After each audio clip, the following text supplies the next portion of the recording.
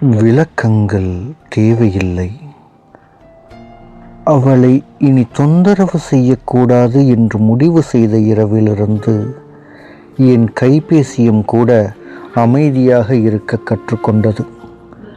அவள் விலகியது ஒரு கோபத்தில் அல்ல. ஒரு மனிதரும் ஒரு நேசமும் உள்ளுக்குள் முடிந்து போகும்போது அவர்கள் இப்படித்தான் விலகுகிறார்கள். புரியாதவர்களை தக்க வைத்து கொள்ள முயல்வது காற்றை கைகளில் பிடிக்க முயல்வது போல. இறுதியில் வலி மட்டும்தான் மிஞ்சுகிறது. நம்மை உண்மையாக புரிந்தவர்கள் மட்டும் நாம் விலகச் சொன்னாலும் எங்கோ ஒரு மூலையில் நமக்காகவே காத்திருப்பார்கள்.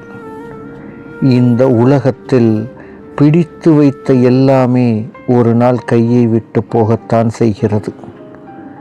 விலக நினைப்பவர்களை அன்பால் கட்டி போட முடியாது.